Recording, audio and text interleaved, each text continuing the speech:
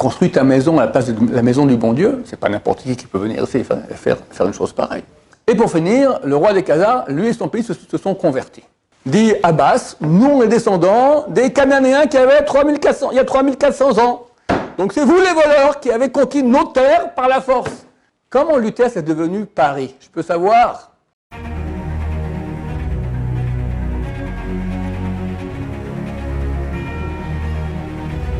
Ce show dédié pour la Refroshema, la guérison complète et rapide de Chantal Khana Bat Kamra, Bézat avec l'aide de Dieu. À question de Nathan. Que répondre aux Palestiniens qui nous disent qu'on leur a volé leurs terres et qu'on n'a aucune légitimité à être ici? Ok, donc le peuple d'Israël revient d'exil en terre d'Israël et il y a un peuple présent qu'on appelle palestinien qui prétend qu'on leur a volé, on l'a usurpé, on a pris leur place. Est-ce que leur argument est-il légitime ou pas? Non. Et comment donc contrer l'argumentation? On va parler d'abord au niveau mélangé, et politique et religieux. Alors, il y a quelques familles de cinglés, pas beaucoup, qu'on appelle Neturei Karta. C'est pas tous, c'est une minorité dans Neturei Karta qui s'oppose complètement au retour politique du peuple juif sur sa terre, se basant sur une Gemara, traité Ktubot, page 111, que je vous lis. Adi Rabbi Yossi, Adi Rabbi Hanina, 3 serments Dieu a fait avec le peuple d'Israël. Premier, qui ne monte pas en muraille, c'est monter en Israël en muraille. On va expliquer qu'est-ce que c'est tout de suite. Il a conjuré le peuple d'Israël de ne pas se révolter contre les peuples de la terre. Et il a conjuré les peuples de la terre de ne pas asservir trop le peuple d'Israël durant l'exil. Pas trop asservir. Bon, ce qui nous concerne ici, c'est le premier serment. Que le peuple d'Israël ne monte pas en muraille. Ça veut dire quoi monter en muraille? Rashi, donc le commentateur principal du Talmud, dit « ensemble avec main forte ». Ensemble, en masse, par la force. Dit Neturei Karta, lorsque vous êtes venu avec votre armée, vous avez fait ta, et les Palestiniens se sont enfuis, vous avez pris leur place, c'est en force et en masse. D'accord? C'est l'argument principal qui est repris bien sûr par les Palestiniens aussi. Argument faux. Pourquoi? Parce que la réalité n'est pas du tout comme ça. La réalité ici, c'est que la terre d'Israël était une terre presque vide. Un grand écrivain américain, 1800 et quelques, Mark Twain, vient ici en Israël et il raconte dans son livre que c'est terrible, il n'y a presque rien, d'accord? C'est vide, c'est détruit, il n'y a rien. Alors, avec quelques villages arabes, il y a aussi quelques juifs, plus d'arabes que des juifs, mais c'est un pays qui était extrêmement peu habité. Et peu à peu, il y a une présence juive qui a commencé à augmenter. Ça a commencé il y a 300 ans avec les élèves du Gaon de Vilna, le rave de comment il s'appelle, Kallensenbogen, Mishkelov, d'accord, des élèves du Gaon de Vilna qui sont venus, on appelle ça la première Aliyah, qui était tout à fait orthodoxe. Montant en Israël pour mettre les bases de la venue du Messie. C'était il y a 300 ans environ, un peu moins. C'est les élèves du Gaon de Vilna qui leur ont dit, le Gaon leur dit, vous montez en Israël, vous commencez, ils sont montés ici à Jérusalem.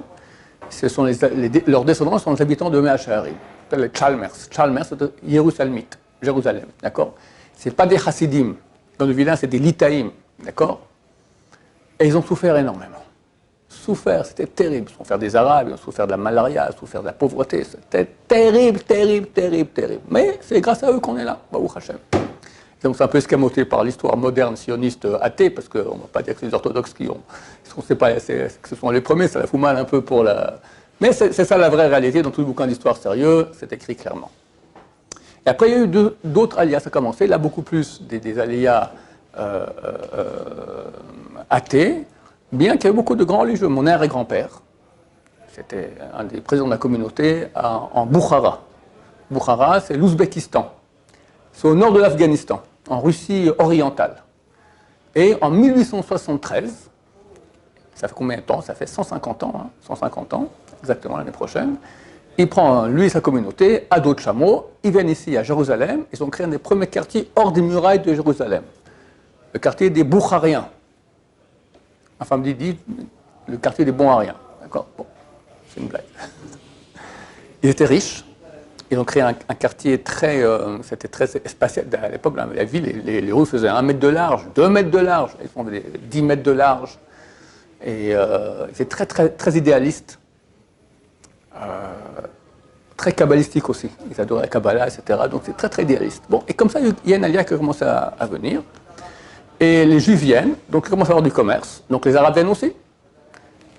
De Damas, donc de Syrie, de Beyrouth, d'Égypte, de Jordanie. Il y a du commerce, donc on vient. Et il y a commencé un plus grand peuplement de la terre d'Israël.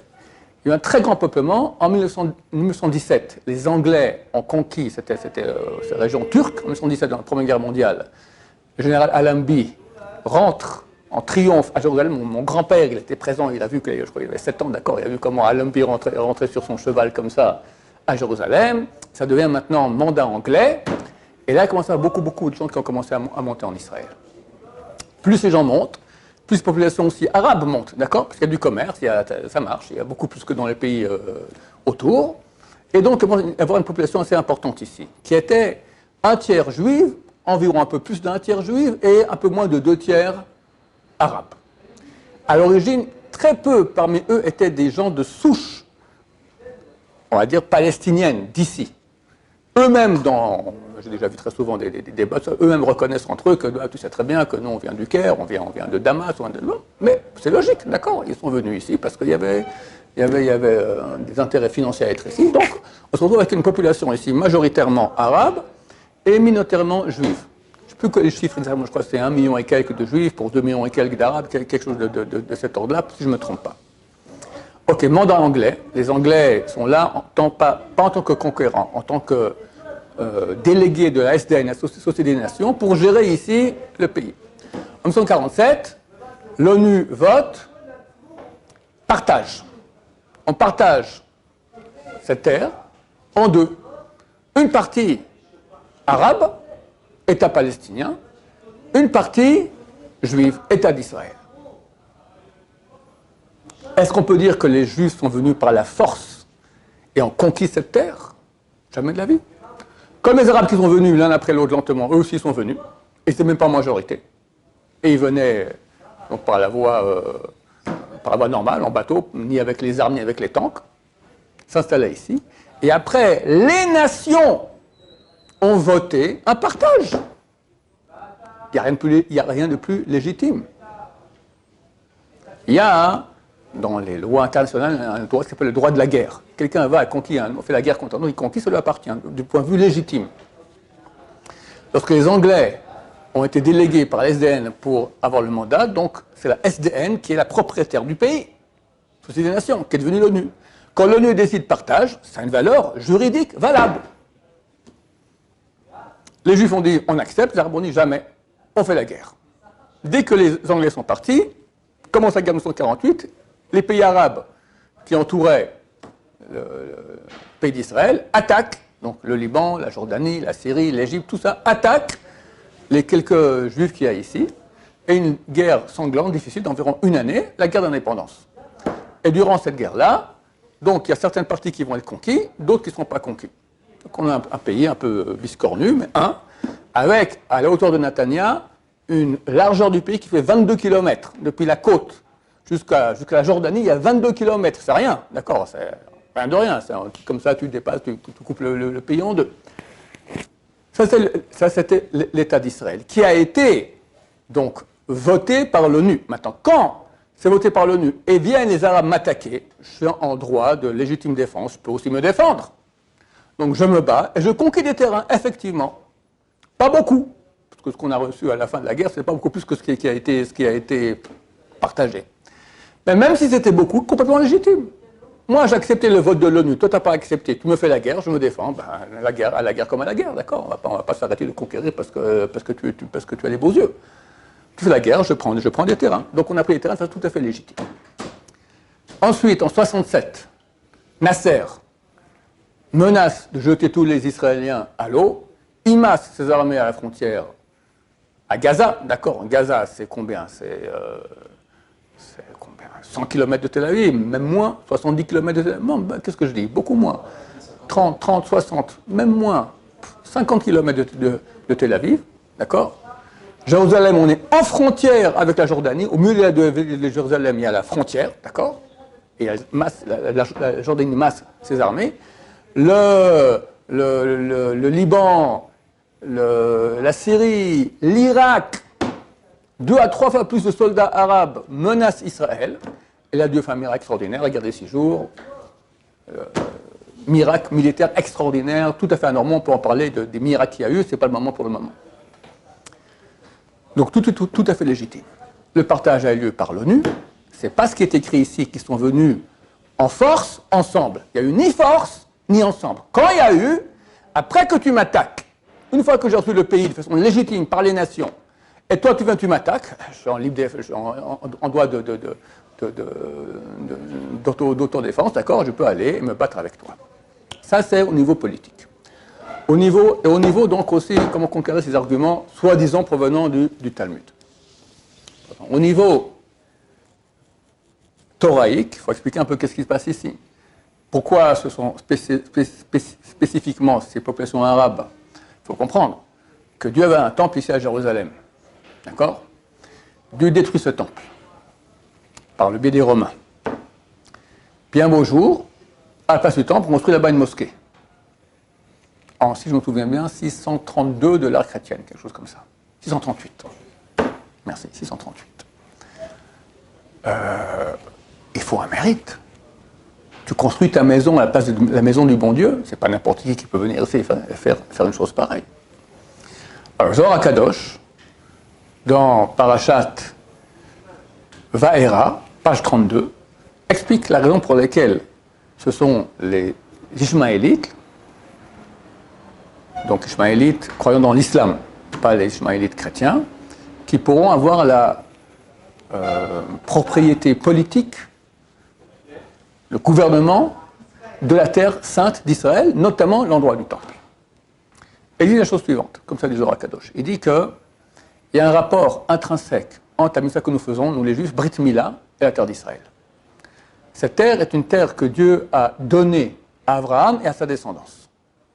Et lorsque Dieu annonce la nouvelle à Abraham Avinu, je donne cette terre à toi et ta descendance, il lui dit, en contrepartie, vous faites la Brit Mila. Donc en fait, on voit qu'il y a un rapport entre les deux. J'ai droit à la terre, mais à condition que moi je fasse mes clauses du contrat qui sont à faire la Brit Mila. Pourquoi, où est le rapport? C'est un peu mystique. On est bâti par rapport aux sphères célestes. La sphère qui correspond à l'organe génital s'appelle Yesod. Yesod, c'est la base. La base, c'est la terre. D'accord? C'est là-dessus que tout est bâti. De même, l'être humain aussi, il est bâti sur quelqu'un qui est débauché homosexuel, alors il est fichu. D'accord? La construction de l'homme se passe au niveau de comment se retenir et faire tchouva sur les péchés sexuels. C'est ça qui construit l'homme. C'est ça vraiment la construction. Sans ça, il n'y a que destruction. Donc, pour pouvoir construire une terre, il faut une base, la base. Donc, ça correspond à la Brit Mila. Le Zohar HaKadosh dit, lorsque Dieu a chassé le peuple d'Israël de cette terre parce qu'ils sont mal comportés, il a dit, ok, alors qui je mets à la place? Je vais prendre les Ishmaélites. Pourquoi? Parce qu'eux aussi, ils font une Brit Mila. Alors, c'est quoi la Brit Mila? Brit Mila, c'est une combinaison de deux mots, Brit et Mila. Brit signifie alliance. Mila, c'est l'organe génétique, d'accord? C'est Mila, c'est le mot qu'on utilise pour désigner l'organe génital masculin. Donc, alliance au niveau de l'organe génital, c'est ça, Brit Mila. Maintenant, lorsqu'un Ishmaélite va et fait une Brit Mila, fait une circoncision, est-ce qu'il fait une Brit? Est-ce qu'il fait une alliance? C'est peut-être une Mila, peut-être il coupe au niveau de l'organe. Mais est-ce qu'il a une alliance avec Dieu? Aucune alliance.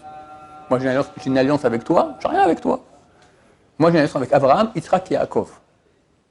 La Torah dit, Dieu dit à Abraham, dans Yitzhak, tu auras ta descendance bénie à qui j'ai donné cette terre, elle sera dans Yitzhak. Abraham a eu 2 enfants, Ishmaël et Yitzhak. Dieu lui dit, dans Yitzhak. Donc déjà, Ishmaël, il est dehors. Ensuite, Yitzhak a eu 2 enfants, Esav et Yaakov. Ce ne sera pas Esav, ce sera Yaakov. Donc Abraham, Yitzhak, Yaakov, la descendance d'Abraham, Yitzhak, Yaakov, ce sont à eux que Dieu a donné la terre d'Israël. Durant l'absence des propriétaires, donc nous, peuple d'Israël, tu vas mettre un peuple qui a à voir aussi un peu avec cette terre, parce que dans une certaine mesure, ils font quand même quelque chose. Alors, le Zohar dit comme ça, qu'il dit que pendant 400 ans, l'ange d'Ishmaël est monté vers Dieu se plaindre.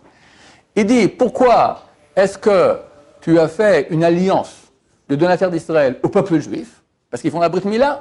Ishmaël aussi, ils font la Brit Mila.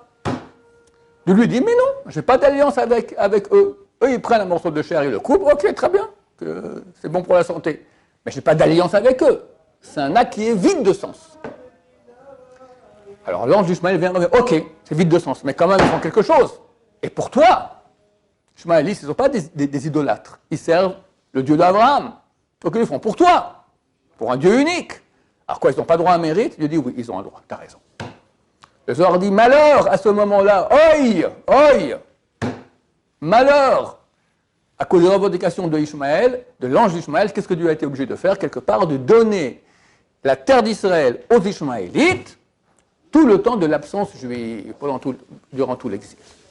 Donc c'est eux, par ce mérite-là, qui pourront avoir l'endroit du temple et la terre d'Israël. Et ça leur appartenait jusqu'en 1947, 48, d'accord, 47 l'ONU, 48, fin de la guerre.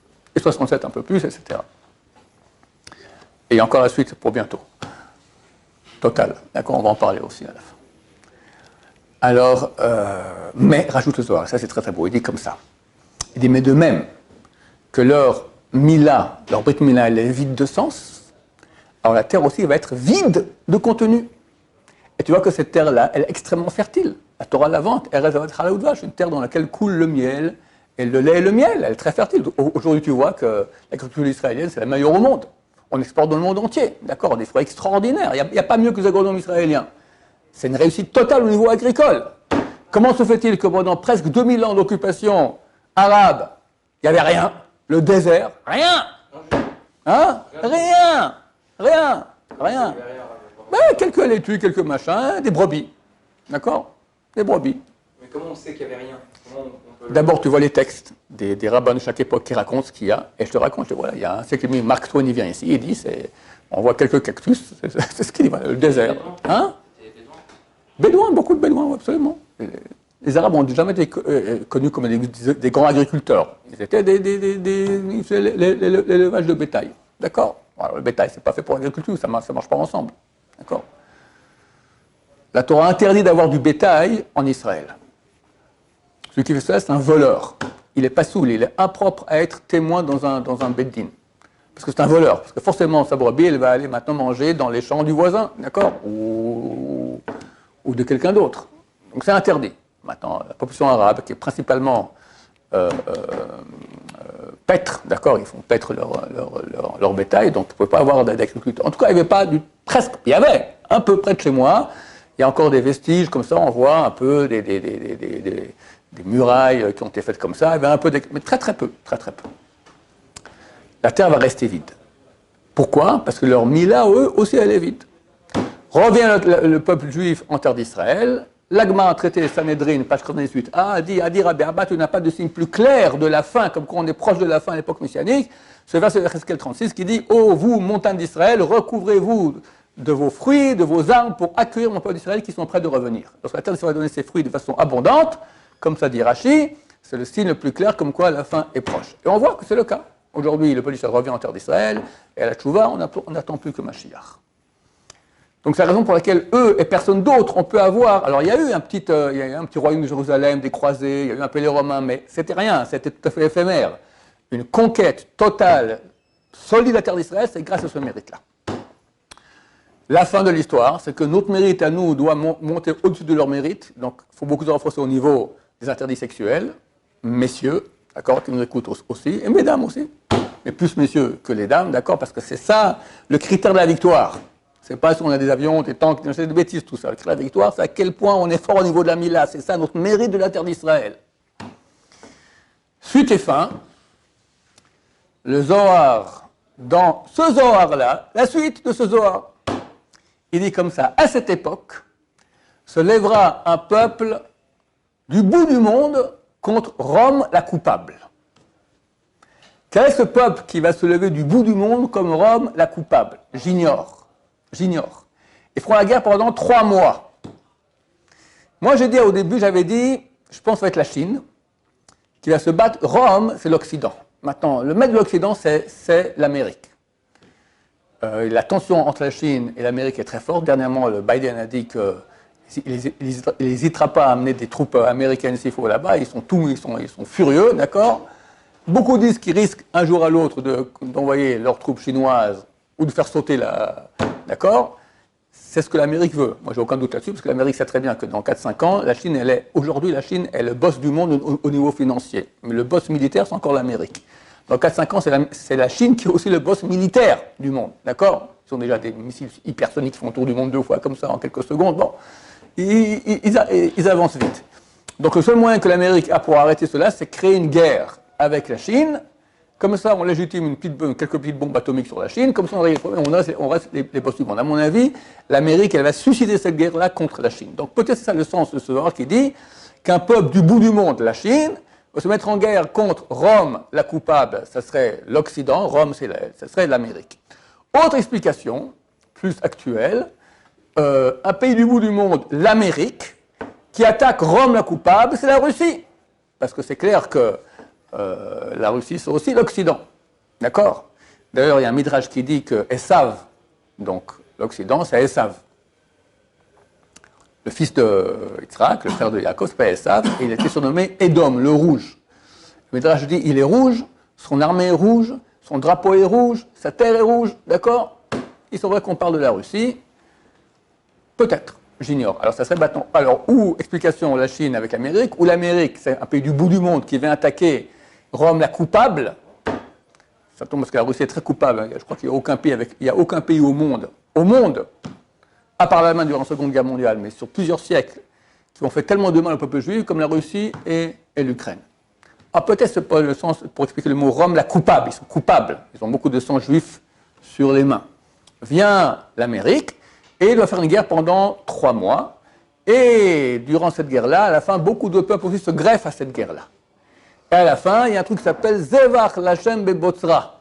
C'est un verset de Isaïe qui parle de la fin des temps. Sacrifice à Dieu à Botzra. Qu'est-ce que c'est? J'ignore. Un gros boom, et c'est la fin. Botzra, c'est une ville qu'on appelle en français Bassora, qui est la deuxième ville d'Irak, dans le golfe Persique. Est-ce que c'est là-bas, ou c'est un nom d'emprunt? J'ignore. En tout cas, le Zohar continue et dit, il y aura ce grand boom atomique, ou pas, d'accord, c'est moi qui rajoute le mot atomique, hein, ce grand boom. À ce moment, c'est marqué que Dieu prend la terre d'Israël, et la secoue comme ça, et tous les cousins, tout le monde s'en va terminer, et c'est la fin. Comment il fera ça? J'ignore, mais il n'y a pas de problème, d'accord? Il se peut que Dieu dévoile sa grande sainteté, et tous ceux qui ne sont pas branchés avec Hachem, ils partent en courant. Ça répond à Shlomo Sand. Alors, il y a un juif renégat, qu'on peut dire, d'accord, super non-croyant, qui a mis un soi-disant historien, qui a fait une théorie, soi-disant théorie, d'accord, complètement ridicule, qui est récupérée beaucoup par les Palestiniens, évidemment. Lui dit que le peuple juif, c'est une invention du 17 ou plus tard, 18 ou 19e siècle. Il y avait donc les nationalismes. Quand j'étais à l'école, j'ai étudié, d'accord, les nationalismes, une période où chaque pays, il a commencé à avoir être sa nation. Il dit, le peuple juif aussi, il a été créé à ce moment-là. C'est une invention. Il n'y a jamais eu avant le peuple juif. Ça n'existe pas. Ça n'existe pas. Wallo. Rien. Si oui, alors ce sont les descendants des Khazars. Les Khazars, on a un livre qui s'appelle le Kuzari, écrit par Rabbi Levi, un des grands sages d'Israël, qui raconte qu'il y avait un pays en Europe, il y avait un roi qui a rêvé que Dieu lui parlait, lui a dit tes intentions sont bonnes, mais tes actions sont fausses. Alors, il ne savait pas ce qui se passait, alors il a amené un curé, je crois, un curé et un juif, et peut-être aussi un imam, je ne sais pas, il a été convaincu par les juifs, et commence tout un livre qui parle maintenant de la philosophie juive. Et pour finir, le roi des Khazars, lui et son pays se sont convertis. Alors, les Palestiniens et Shlomo Sand disent, s'il y a des juifs, sont les descendants des Khazars. Ok. Il se peut qu'il y ait une partie des juifs qui soient descendants des Khazars, mais minime, parce qu'au niveau historique, tout le monde comprend bien que Shlomo Sand, il n'y connaît rien. Rentre une fois dans une yeshiva, regarde les bouquins qui s'y trouvent, d'accord, Tu as des bouquins du 1er siècle, de 2 siècles avant la chrétienne, 1 siècle avant la chrétienne, 0 de la chrétienne, 1er siècle de la chrétienne, 2e, 3e, 4e, 5e, 100 000 bouquins au moins sur 2000 ans d'histoire, qui chacun cite les autres d'avant, etc. C'est quoi ça? C'est une invention. Il y a 2 siècles, quelqu'un commence à écrire 100 000 bouquins en inventant des choses. Ça ne tient pas la route. Chaque historien sérieux connaît l'histoire juive. On en parle énormément dans tous les livres, d'accord? T'as l'histoire des Juifs de France qui ont tellement souffert en France, d'accord? Les croisés, qu'est-ce qu'ils ont fait comme souffrance terrible contre les Juifs? Les Anglais, l'Espagne. Dans tous les pays, il y a eu des Juifs et dans tout, il y a une histoire juive. Qu'est-ce qu'il va me dire maintenant? Le peuple juif commence il y a 2 siècles. Non, mais le type, excuse-moi, mais historien, je veux voir ton diplôme. D'accord. Je le remets en doute. Ça ne vaut absolument rien. C'est complètement ridicule. Mais c'est un soi-disant très bon argument pour dire vous n'êtes pas le peuple juif d'antan. Les Arabes, ils ont un problème. Parce qu'ils savent bien qu'on est le peuple juif. Ils savent quelque part. Donc, on était là, on est parti, on revient. C'est qui le voleur? C'est toi ou c'est moi? C'est toi. C'est déjà un voleur, c'est toi. Tu n'es pas à ta place. On a fait une petite excursion, il y a 3-4 ans, ici, à la mosquée de la tombe de Nabi Samuel, que vous voyez ici depuis le balcon. Donc, c'est une mosquée avec la tombe du prophète Samuel, et dessous, il y a une synagogue. Et on fait un petit tour dans les fouilles, et on voit que sous la mosquée, ils ont découvert une ancienne synagogue. Alors, j'ai pris une photo comme ça, clac. Alors, on voit l'entrée de la synagogue avec un Magen David. On voit que c'est archaïque, ça date d'il y a 2, 3, 4, 5, 6 siècles, je ne sais pas combien. Et dessous, on voit la mosquée. Je pose la question, qui était avant? La mosquée ou la synagogue? C'est la synagogue. Donc, qui était avant? Et c'est pas que ça. Partout où tu vas, sous la mosquée, qu'est-ce qu'il y a? Les vestiges du temple de Jérusalem, c'est connu. Ils ont découvert également le palais du roi David, dans l'ancienne Jérusalem. Le palais du roi David. Ma fille travaille là-bas dans la boîte, hein? Quand tu sors du kotel, tu as un portail, tu sors de la ville, tu vas sur la gauche, ça descend comme ça, elle s'appelle Shiloah. C'est la ville de Jérusalem ancienne, elle était là-bas. Et là-bas, dès le début, là-bas, tu vas, ça s'appelle Ir David. Tu as un site archéologique, tu as le salon, le palais du roi David. Bien sûr, absolument. Une fois à la chaussée, ça descend jusqu'en bas, il y a une rivière, le mikvé, comment ça passait. Enfin, extraordinaire, d'accord. Toute cette terre, elle est pleine de vestiges archéologiques des Juifs, de la présence juive d'il y a 2000 ans. Donc ils ne sont pas idiots, les Arabes. Ils comprennent bien que c'est nous les vrais propriétaires. Alors, un de leurs dirigeants, là, comment il s'appelait Mansour Abbas. Lui, il a dit, nous, on est les descendants des Cananéens. Ça, c'est très marrant. Alors, il y a exactement 2993 ans, exactement. Le peuple d'Israël, dirigé par Josué, le continuateur de Moshe Rabbeinu. Moshe Rabbeinu, Moïse, il meurt à l'entrée de Jérusalem, et c'est Josué qui fait rentrer tout le peuple d'Israël en terre d'Israël, et ils vont conquérir ici la terre d'Israël. La conquérir, il y a 7 peuples ici. Les Cananéens, les Girgachis, le Parisien, etc. D'accord, tout ça, ils étaient ici. Hein? Les Philistins? Non. Les Philistins, c'était la région de Gaza. Et cette terre a été conquise par la force. Ok? Dit Abbas, nous on est descendants des Cananéens qui avaient il y a 3400 ans. Donc c'est vous les voleurs qui avez conquis nos terres par la force. Mon cher ami, va prouver que tu es un descendant des Cananéens d'il y a 3300 ans. C'est de la blague. D'après nos écrits, les Cananéens sont partis, sont arrivés en France. C'est écrit ça dans la Bible. Fin de Ovadia. Ovadia, c'est un seul chapitre, d'accord? C'était un non-juif occidental qui s'est converti et était vu prophète. Et c'est marqué Knaanim ad Sorfa. Les Cananéens sont arrivés jusqu'en France. Quels Cananéens? Parmi les 7 peuples que vous citez tous les matins, Hachiti, Vaimori, Vaprizi, Vargigashi. C'est qui le Prizi? C'est qui le Prizi? C'était un de ces peuples qu'il y avait ici. Tous ceux qui ont étudié Obélix et Astérix et Obélix dans leur jeunesse connaissent le nom de la capitale gauloise de l'époque. C'était quoi? Lutèce. Bravo. Comment Lutèce est devenu Paris? Je peux savoir? Alors, quand j'étais à l'école, j'ai fait un peu d'histoire. Il y a des peuplades indo-européennes qui ont conquis l'Europe. Indo-européennes. Visigoths et tout ça? Ouais, Visigoths, Ostrogoths, Vandales. Visigoths, Ostrogoths, Vandales, Francs. D'accord? Alors, ils viennent d'où? Ben, c'est bien, ils viennent indo-européennes. Ils viennent entre l'Allemagne, on va dire l'Europe, et l'Inde. C'est quand même pas mal la marge. D'accord? Ils viennent d'où? Le prophète Ovadia, il te dit d'où ils viennent. Ils viennent d'Israël, les Cananéens. Ils se sont foutus dehors, et ils sont partis, ils ont marché. Un beau jour, ils sont devenus ces peuplades-là, et ont conquis l'Empire romain. Les Visigoths ont conquis, l'Espagne, les Ostrogoths, l'Autriche, les Vandales, Rome, l'Italie, les Francs ont conquis la Gaule, et c'est devenu la France. Et c'était, il me semble, que c'était la variété de Canaan qu'on appelle le Prisi. Et ils ont appelé leur capitale, ils ont enlevé le mot Lutèce, ils ont mis à la place Paris, avec un S à la fin. Prisi, c'est parisien, Prisi, Paris. C'est ça les ancêtres des Cananéens, c'est ça les ancêtres des Cananéens, pas Abbas là. Ridicule comme argument. D'ailleurs, c'est tellement ridicule que même eux ont arrêté de le diffuser cet argument bidon. Mais ils ont compris pourquoi ils ont avancé cet argument, parce qu'ils ont dit, c'est vrai que nous on a un problème, on dit que c'est à nous, mais les Juifs étaient ici avant, on ne peut pas dire que non, ça devient obvious, c'est beaucoup trop évident. À ça, se sont dire que nous on était avant les Juifs, donc on est les descendants des Cananéens, pauvre type, d'accord. Voilà, donc tu as une réponse religieuse, politique, normalement, voilà, il y a des questions comme ça, des contre-arguments. Baruch Adonai, Laolam, Amen, V'Amen.